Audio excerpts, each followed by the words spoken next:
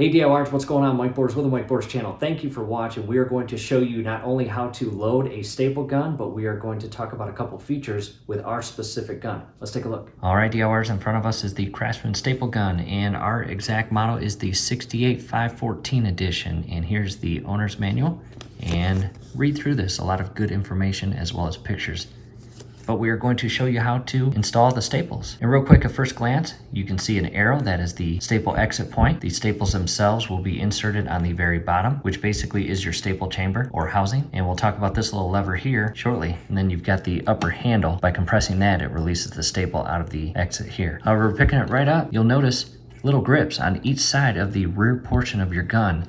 And just by carefully compressing those, you can shift this entire housing all the way to the rear. And now we have opened up the entire staple chamber or housing. And I'll set that down. And our staples, as you can see here, we've got 1/4 inch, we've got 3/8, and we've got a 1/2 inch. And this exact staple gun is good or best compatible with the 1/4 inch, 3/8 inch, and 9/16 inch. And you can see that right there. Check that out, 1/4 inch, 3/8, and 9/16. I'll flip that back to the rear. And I'll go ahead and open up this package and grab a 3/8 line of staples. All right, here is the 3/8 row of staples, and here's the back of the package. Quite a lot.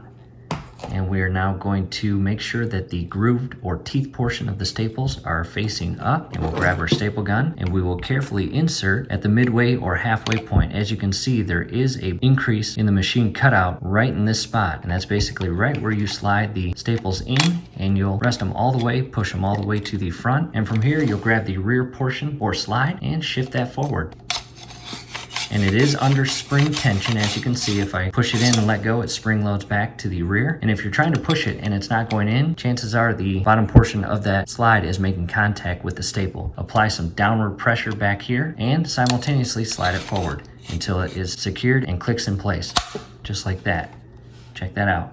And I want to switch it to the opposite side. And now we have a window showing two things. Number one, the size of the staples that are installed. As you can see, it lines up perfectly with the 3/8 dash. And in addition, it's also a window that shows us how many staples are remaining as we are using this staple gun, which is pretty neat. And a safety item here, make sure you wear your safety glasses. And turning it back to the opposite side, I do want to talk about this little cool feature here. As you can see by this little picture icon, the black bold portion is a staple and the hollow or open circle is a wire. And right now it is in the negative position or closed position. And you'll notice this part right here is flush with the bottom cast of the staple gun. And watch what happens when I move the lever forward to the positive. It's going to extend this portion out of the casting.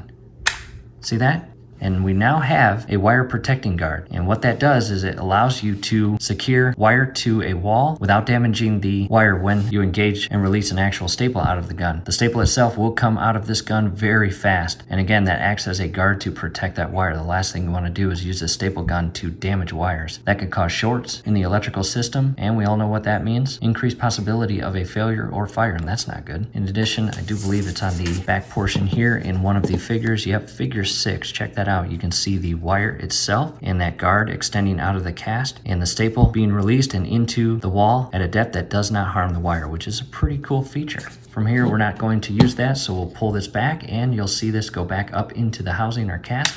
Just like that. From here, let's go put it to use. All right, DIYers, has our Craftsman workbench now, and this is a 6-foot workbench. What we'll do down below in the comment section as well as the description section is post links to videos on how to assemble this bench and the added drawers, as well as installing a solid vise to your bench. However, right back to the staple gun. And I'll put my pointer finger right there, and I will press this staple gun flush with the board and engage the trigger to release the staple.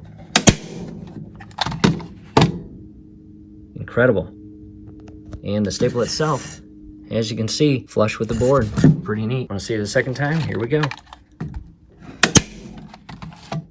Awesome, awesome. Now let's go store it. All right, DIYers, here's where I've got it stored on my Craftsman pegboard up top, well out of reach of children, which is good. And again, this is my Craftsman portion of my pegboard. And I've got a lot going on with this thing.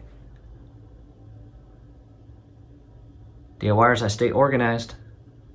Projects go a lot easier and friendlier when you're organized and got the right tools.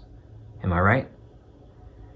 Hey, thanks for watching. Hey, do us a favor below the video. You will see that thumbs up icon. Click on that, like the video, subscribe to the channel. Definitely ring your YouTube bell. That would be very helpful to us. We'd really appreciate it. Thanks again for watching. In addition, down below in the comment section as well as description section are review videos on the impact gun as well as the heat gun. Definitely check those out as well.